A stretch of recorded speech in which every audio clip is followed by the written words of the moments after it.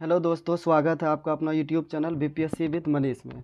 दोस्तों, इस वीडियो में जो है दृष्टि पब्लिकेशन का क्विक हिस्ट्री का क्विक बुक से जो है मॉडर्न हिस्ट्री का भारत में यूरोपियों का आगमन का डिस्कशन करेंगे। इस वीडियो में इस टॉपिक्स का डिस्कशन करेंगे। इसके बाद एक नेक्स्ट वीडियो जो आएगा, इस वीडियो से रिलेटेड जितने भी एमसीक्यू बनते हैं, जितने भी एग्जाम में पूछे गए, उसका डिस्कशन करेंगे। स्टार्ट करते हैं। पहला टॉपिक है मॉडर्न हिस्ट्री से भारत में यूरोपियों का आगमन।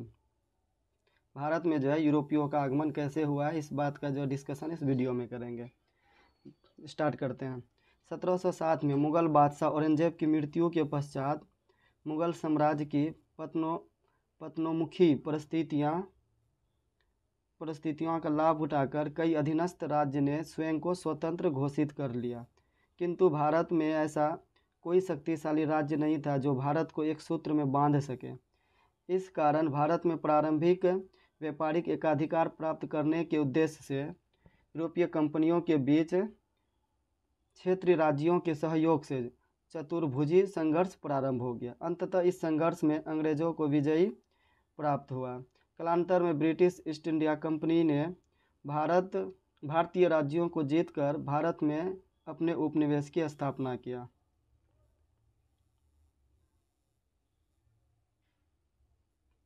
भारत में यूरोपियों का आगमन।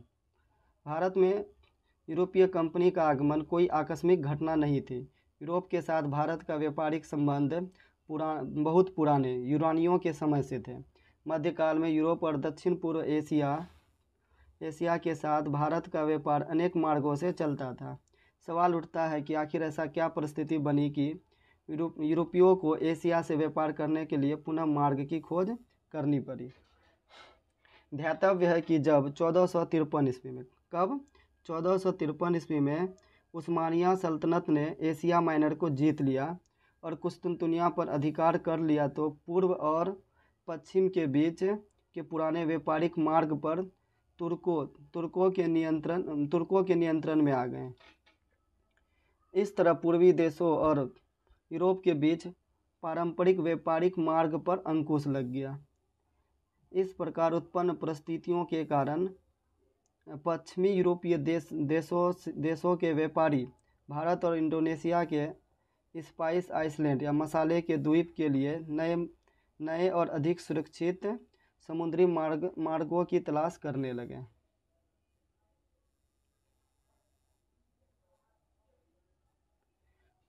प्रारंभ में यूरोपियों की मानसा व्यापार में लगे अरबों और वेनिस वासियों के एकाधिकार को तोड़ना, तुर्कों की शत्रुता मोल लेने से बचना और पूर्व के साथ सीधे व्यापार संबंध स्थापित करनी थी। यूरोपियों के लिए अब नए समुद्री मार्ग खोजना उतना कठिन कार्य नहीं था, क्योंकि 15 से 16वीं सदी तक यूरोप में पुनर्जागरण और प्रबोधन के परिणाम स्वरूप नई भौगोलिक खोजों का केंद्रीय सत्ता द्वारा प्रोत्साहन दिया जा रहा था। साथ ही जहाज निर्माण और समुद्री यातायात में प्रगति तथा कुतुबनुमा, जिसे दिशा सूचक कहा जाता है, का आविष्कार भी हो गया था। फलतः यूरोपीय लोग अब कार्य करने में अच्छी तरह समर्थ थे। नए समुद्री मार्ग की खोज का पहला कदम पुर्तगाल और स्पेन ने उठाया। इन देशों के नाविकों ने अपनी अपनी सरकारों की सहायता से भौगोलिक खोजों का एक नया युग प्रारंभ किया।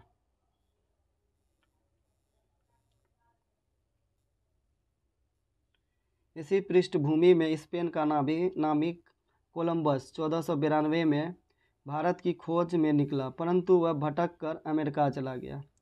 इस प्रकार उसने अमेरिका की खोज की। 1498 में पुर्तगाल के नाविक वास्को डी गामा ने एक समुद्री मार्ग खोज निकाला, जिससे वह उत्तम आसान द्वीप केप ऑफ गुड होप का चक्कर काटते हुए भारत के कालीकट केरल पहुंचा। ध्यातव्य है कि उत्तम आसान द्वीप का खोज बार्थोलोमियो डियाज 1488 ईस्वी में किया था।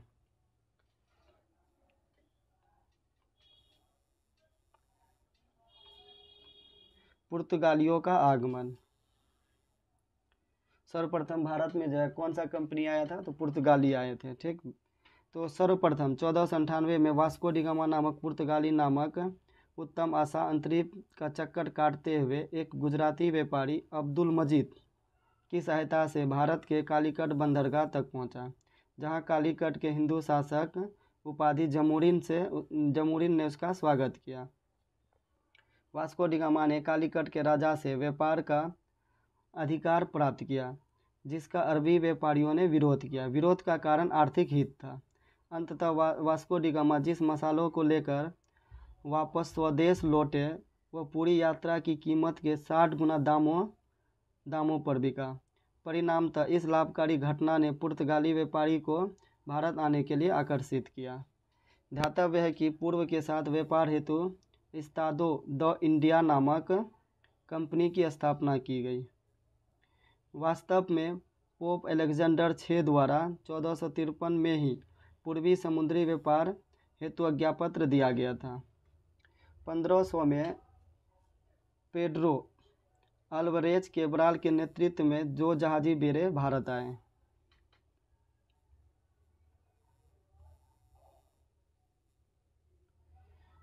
वास्को डी गामा 1502 में दूसरी बार भारत आए थे। 1502 ईस्वी में जो है वास्को डी गामा दूसरी बार भारत आया। इसके बाद पुर्तगालियों का भारत निरंतर आगमन प्रारंभ हुआ। पुर्तगालियों की पहली फैक्ट्री कालीकट में स्थापित हुई, जिसे जमोरिन द्वारा बाद में बंद कर दिया गया। 1503 में काली मिर्च और मसालों के व्यापार पर एकाधिकार प्राप्त करने के उद्देश्य से पुर्तगालियों ने कोचीन के पास अपनी पहली व्यापारिक कोठी बनाई। इसके बाद 1505 में कन्नूर में पुर्तगालियों ने अपनी दूसरी फैक्ट्री बनाई। पहली फैक्ट्री जो है 1503 में, कहाँ? कोचीन में। उसके बाद दूसरा जो है 1505 में कन्नूर में अपना जो है फैक्ट्री बनाई।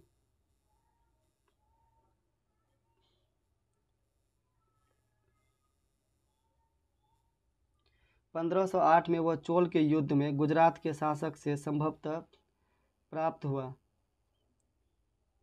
हुआ, किंतु 1509 में उसने महमूद बेगरा, मिस्र तथा तुर्की शासकों के समुद्री बेड़े को पराजित किया। अल्फांसो दी अल्बुकर्क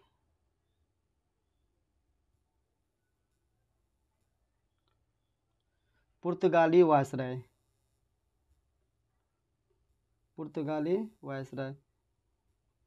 फ्रांसिस्को डी अल्मीडा 1505 से 1509 तक जो है भारत में पुर्तगाली वायसराय के रूप में रहा था।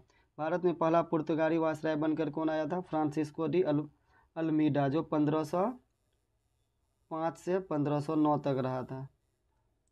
ठीक, उसने भारत में प्रभुत्व स्थापित करने के लिए मजबूत सामुद्रिक नीति का संचालन किया, जिसे ब्लू वाटर पॉलिसी या शांत जल की नीति कहा जाता है। फ्रांसिस्को दी अल्मेडा पहला वायसराय भारत आया था, जिसने समुद्री नीति का संचालन करने के लिए ब्लू वाटर पॉलिसी लाया था, जिसे शांत जल नीति भी कहा जाता है।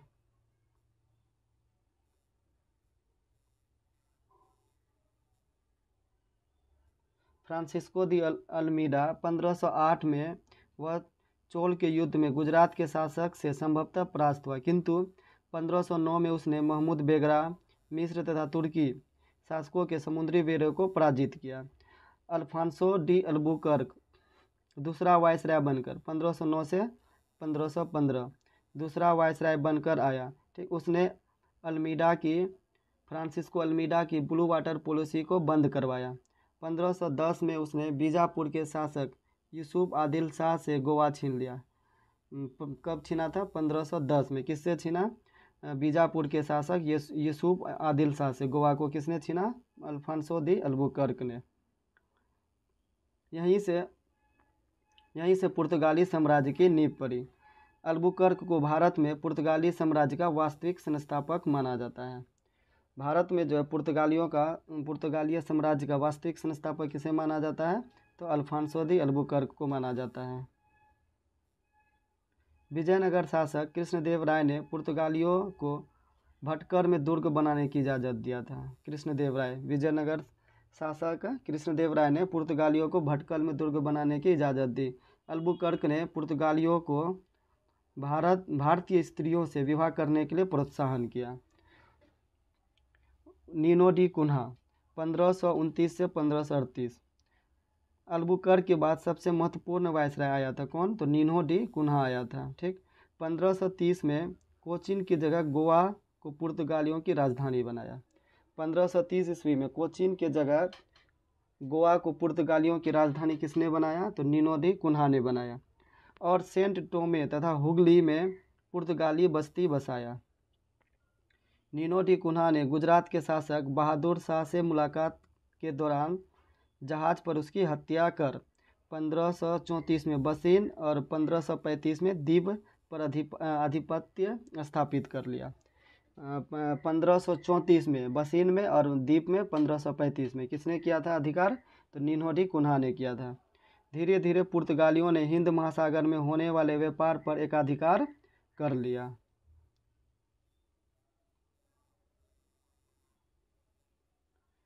एकाधिकार कर लिया। कार्टेज पद्धति लागू की, जो एक प्रकार का लाइसेंस था। यदि कोई देश या व्यक्ति अपने जहाज को किसी एशियाई देश में भेजना चाहता था, उसे कार्टेज लेना आवश्यक था, जिसके लिए निर्धारित शुल्क देना होता था।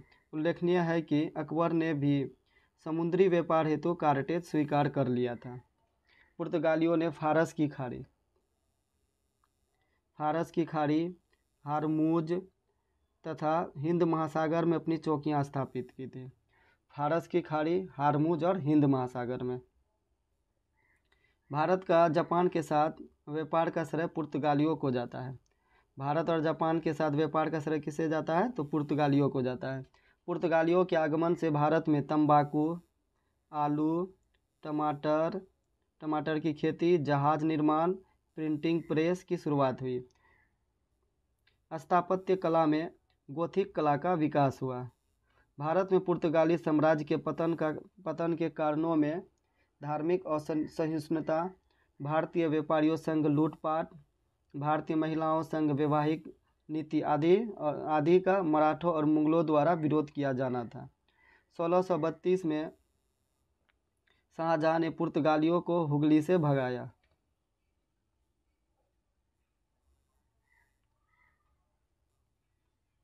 1661 में पुर्तगाली राजकुमारी कैथरीन का विवाह ब्रिटिश राजकुमार चार्ल्स द्वितीय से हो गया। कब? 1661 ईस्वी में पुर्तगाली राजकुमारी कैथरीन का विवाह किससे हो जाता है? ब्रिटिश राजकुमार चार्ल्स द्वितीय से हो गया, जिससे भारत में बम्बई क्षेत्र ब्रिटिशों को दहेज के तौर पर प्राप्त हो गया। बाद में बम्बई को 10 पाउंड वार्षिक किराए पर ब्रिटिश कंपनी को दे दिया गया। साथ ही तत्कालीन स्पेन में पुर्तगाल के शामिल हो जाने पर स्पेन सरकार का कंपनियों पर नियंत्रण बढ़ गया, जिससे पुर्तगालियों की उपनिवेश संबंधी गतिविधियां पश्चिम की तरफ उन्मुख हो गई। अब दूसरा कौन सा कंपनी है? डचों का आगमन। पुर्तगालियों के पश्चात डचों का आगमन हुआ था। डच जो है हॉलैंड, वर्तमान नीदरलैंड के निवासी थे। 1596 में Cornelis de Houtman Cape of Good Hope होते हुए सुमात्रा तथा बांटेन पहुंचने वाला प्रथम डच नागरिक था।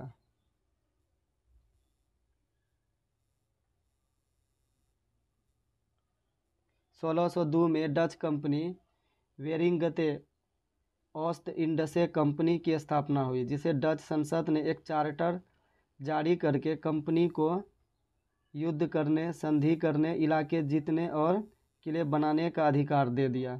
बाद में विभिन्न डच कंपनियों को मिलाकर United East India company of Netherland के नाम से एक विशाल व्यापारिक संस्थान की स्थापना की गई।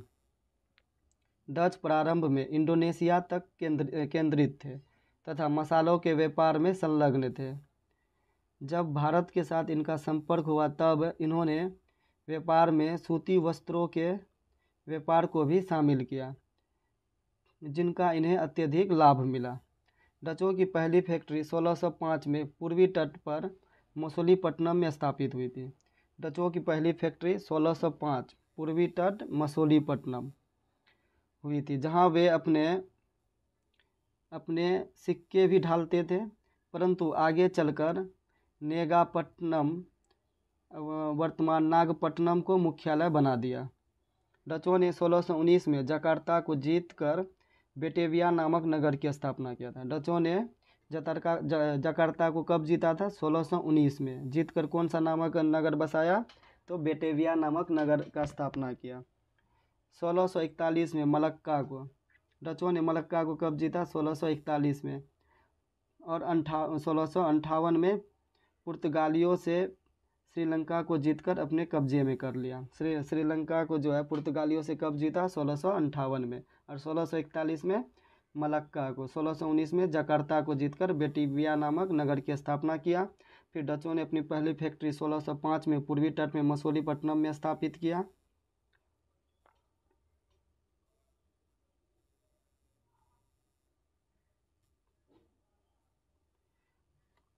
व्यापारिक स्वार्थों से प्रेरित होकर डचों ने भारत में कोरोमंडल समुद्र तट पर बंगाल, बिहार एवं उड़ीसा में व्यापारिक कोठियाँ स्थापित की। भारत में उनकी महत्वपूर्ण फैक्ट्रियाँ पुलिकट, सूरत, कारीकल, चिनसुरा, कासिम बाजार, बड़ा बाजार, पटना, बालासोर, नागपट्टनम, कोचीन आदि में थी। कहाँ कहाँ में जो है डचों ने अपनी व्यापारिक कोठियाँ बनाई थी? तो पुलिकट, सूरत, कारीकल, चिनसुरा, कासिम बाजार, बड़ा नगर, पटना, बालासोर, नागपट्टनम, कोचीन आदि में थी। डचों की अधिकांश व्यापारिक फैक्ट्रियाँ पूर्वी तट पर थी, क्योंकि ये इंडोनेशिया से भी जुड़े थे। डचों द्वारा भारत से नील, सोरा और सूती वस्त्र का निर्यात किया जाता था। भारत से वस्त्र को निर्यात की वस्तु बनाने का श्रेय डचों को ही जाता है। डचों की व्यापारिक व्यवस्था का उल्लेख 1722 के दस्तावेजों में मिलता है। यह कार्टेल पर आधारित व्यवस्था थी। डच कंपनी का नियंत्रण सीधे डच सरकार के हाथों में था। परिणामतः कंपनी अपनी इच्छानुसार विस्तार नहीं कर सकती थी, जो कंपनी के पतन का प्रमुख कारण बनी। इसके अलावा अपने प्रतिद्वंदी अंग्रेज़ों की तुलना में डचों की नौसैनिक शक्ति कमज़ोर थी और दक्षिण पूर्वी एशिया के द्वीपों पर अत्यधिक ध्यान केंद्रित रखने के कारण कालांतर में वे भारत में अंग्रेज़ों और फ्रांसीसियों के साथ निर्णायक प्रतिस्पर्धा में नहीं रह सके।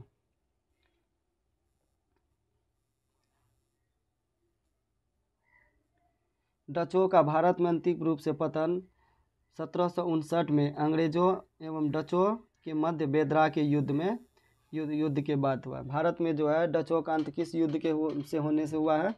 तो 1759 में बेदरा के युद्ध में जो है डचों का अंत भारत में हुआ है। अब नेक्स्ट व्यापारिक कंपनी है ब्रिटिश ईस्ट इंडिया कंपनी का आगमन। 1599 में मर्चेंट एडवेंचर नाम से विख्यात कुछ व्यापारियों ने पूर्व से व्यापार करने के उद्देश्य से governor and company of merchant of London trading to the East Indies नामक कंपनी की स्थापना की। कालांतर में इसी कंपनी का नाम संक्षिप्त करके ईस्ट इंडिया कर दिया गया। ईस्ट इंडिया कंपनी का नाम जो है ईस्ट इंडिया किया गया 1833 में किया गया था। 1833 से इसको जो है ईस्ट इंडिया कंपनी के नाम से जाना जाता है। 31 दिसंबर 1600 को महारानी एलिजाबेथ प्रथम ने एक रॉयल चार्टर जारी कर इस कंपनी को प्रारंभ में 15 वर्ष के लिए पूर्वी देशों से व्यापार करने का एकाधिकार पत्र दे दिया, किंतु आगे चलकर 1609 में ब्रिटिश सम्राट जेम्स प्रथम ने कंपनी को अनिश्चित कालीन व्यापारिक एकाधिकार प्रदान कर दिया और 1813 में जो है वे कंपनी का आंशिक रूप से एकाधिकार समाप्त होता है और 1833 के अधिनियम के द्वारा पूर्णतः एकाधिकार कंपनी का समाप्त कर दिया जाता है और 1858 में कंपनी को ही समाप्त कर दिया जाता है।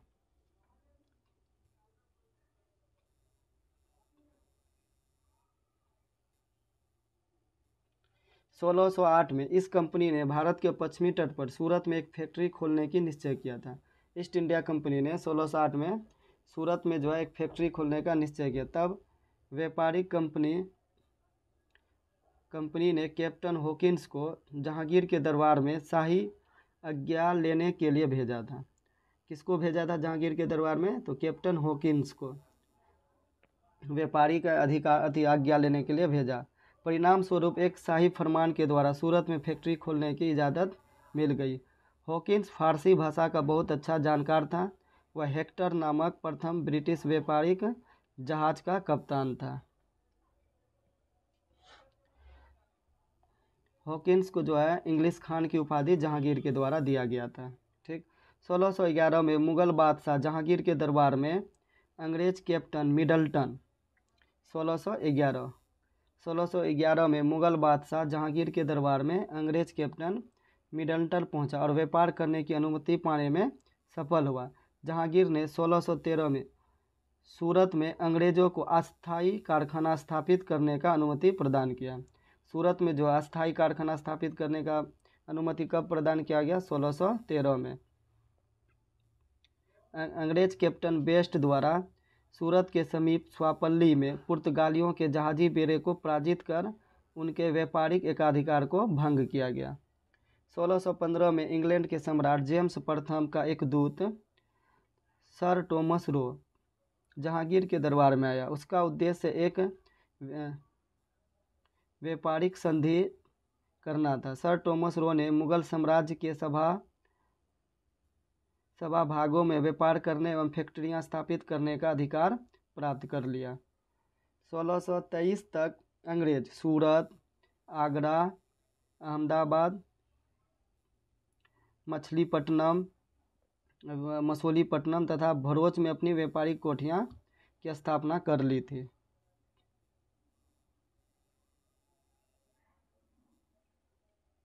दक्षिण भारत में अंग्रेजों ने अपनी प्रथम व्यापारिक कोठी की स्थापना 1611 में मसूलीपट्टनम में की थी। दक्षिण भारत में जो है अंग्रेजों ने अपनी पहली व्यापारिक कोठी कहाँ स्थापित किया था?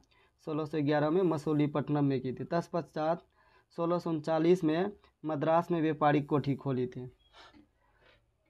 पूर्वी भारत में अंग्रेजों द्वारा स्थापित प्रथम कारखाना 1633 उड़ीसा के बालासोर में खोला गया था। पूर्वी भारत में 1633 में उड़ीसा में और दक्षिण भारत में 1611 मसूलीपट्टनम और 1639 में मद्रास में। 1651 में हुगली नगर में व्यापार करने की अनुमति मिल गई 1651 में। तत्पश्चात बंगाल, बिहार, पटना और ढाका में भी कारखाने खोले गए। फ्रांसिस डे ने 1639 में चंद्रगिरी के राजा से मद्रास को पट्टे पर ले लिया। कब लिया? 1639 पर, जहां कालांतर में एक किलेबंद कोठी बनाई गई। इस कोठी को फोर्ट सेंट जॉर्ज के नाम दिया गया। फोर्ट सेंट जॉर्ज जो कहाँ है? मद्रास में है। कब लिया गया था? 1639 में। वहाँ के राजा से जो है फ्रांसिस डी के द्वारा जो है पट्टे पर लिया गया था। 1632 में गोलकुंडा के सुल्तान द्वारा अंग्रेजों को एक सुनहरा फरमान के माध्यम से गोलकुंडा राज्य में स्वतंत्रता पूर्वक व्यापार करने का अनुमति मिल गया। अंग्रेजों को जो है शाही फरमान किसके द्वारा दिया गया? गोलकुंडा के सुल्तान के द्वारा। कब दिया गया? तो 1632 में दिया गया, जिसके द्वारा जो गोलकुंडा राज्य में स्वतंत्रता पूर्वक व्यापार करने का अनुमति मिल गया। 1668 में ईस्ट इंडिया कंपनी ने ब्रिटिश सरकार से बम्बई को प्राप्त किया। अपनी भौगोलिक अवस्थिति के कारण पश्चिमी तट पर कंपनी के मुख्यालय के रूप के बंदरगाहों में सूरत का स्थान जल्द ही मुंबई ने ले लिया।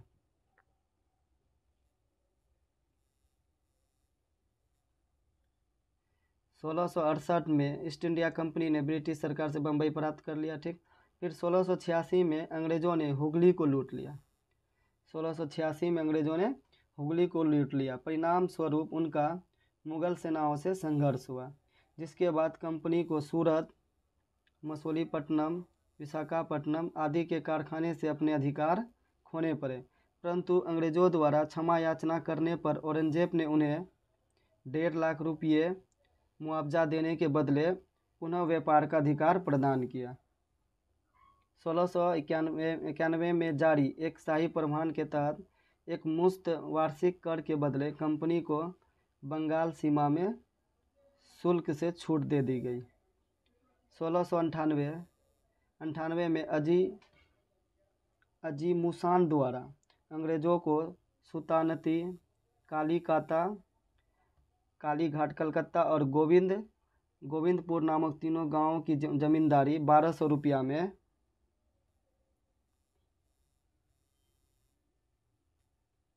अंग्रेज़ों को मिल गई। इन्हीं को मिलाकर जॉब चरनाक ने कलकत्ता की नींव रखी। किसको? सुल्तानती, कालीकाता और गोविंदपुर को, जो 1200 रुपये का जो पट्टे पे लिया था, उस तीनों को मिलाकर जो है जॉब चरनाक द्वारा कलकत्ता की नींव रखी गई। कंपनी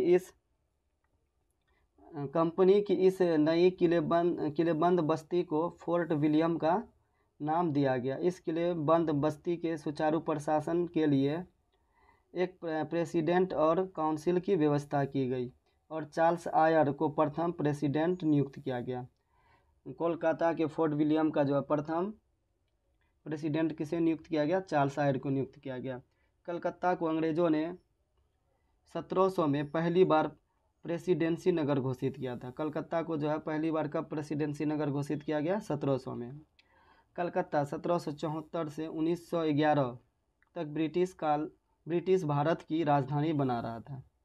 1717 में मुगल सम्राट फर्रुखसियर का इलाज कंपनी के एक डॉक्टर विलियम हैमिल्टन द्वारा किए जाने से फर्रुखसियर ने कंपनी को व्यापारिक सुविधा वाली एक फरमान जारी किया। फरमान के अंतर्गत एक निश्चित वार्षिक कर 3000 रुपये चुकाकर निःशुल्क व्यापार करने तथा बम्बई में कंपनी द्वारा ढाले गए सिक्के के संपूर्ण मुगल राज्य में चलाने की आज्ञा मिल गई। कितना? 3000 रुपये के चुकाकर निःशुल्क व्यापार करने तथा बम्बई में कंपनी द्वारा ढाले गए सिक्के के संपूर्ण मुगल राज्य में चलाने की आज्ञा मिल गई। उन्हें कर देने पड़ते थे जो भारतीयों को भी देने होते थे। ब्रिटिश इतिहासकार ओम्स ने इस फरमान को कंपनी का माधिकार पत्र या मैग्ना कार्टा कहा है।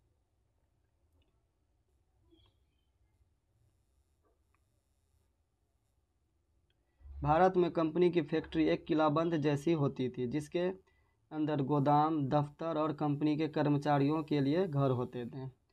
अब दूसरा कौन सा व्यापारिक कंपनी आया है? तो डेनिसों का आगमन। अंग्रेज़ों के बाद डेन 1616 में भारत आए। डेनिसों ने 1620 में ट्रैंकोबार तथा 1676 में सेरामपुर बंगाल में अपनी फैक्ट्रियां स्थापित किया था। डेनिस जो है कब आया था? 1616 ईस्वी में भारत आया था और पहला अपना जो है 1620 में ट्रैंकोबार में अपनी फैक्ट्री बनाया था और दूसरा 1676 में सेरामपुर बंगाल में अपनी फैक्ट्री स्थापित किया था।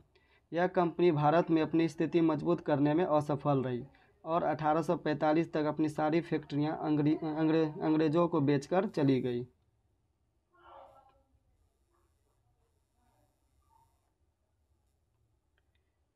यहाँ कुछ पॉइंट दिया हुआ है।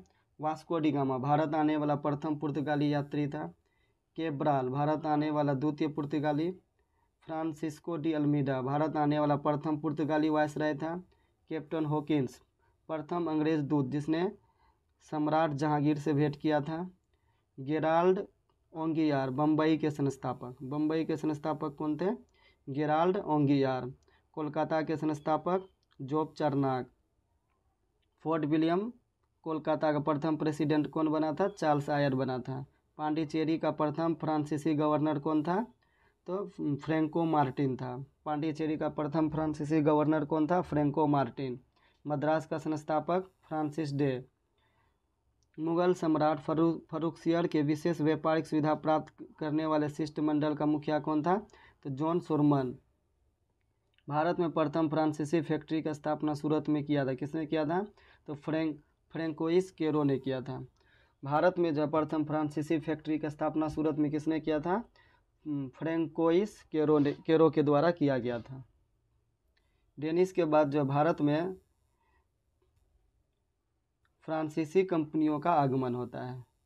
पहले पुर्तगाली आए, उसके बाद डेनिस आए, डेनिस के बाद डच के बाद फ्रांसीसी।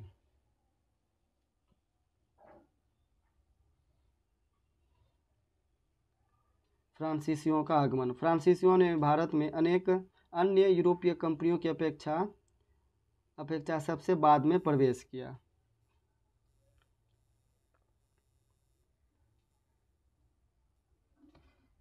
सन 1664 में फ्रांस के सम्राट लुई 14वें के मंत्री कोलबर्ट सन 1664 में फ्रांस के सम्राट लुई 14वें के मंत्री कोलबर्ट ने के प्रयास से फ्रेंच ईस्ट इंडिया कंपनी की स्थापना हुआ था, जिसे कंपनी फ्रैंकेस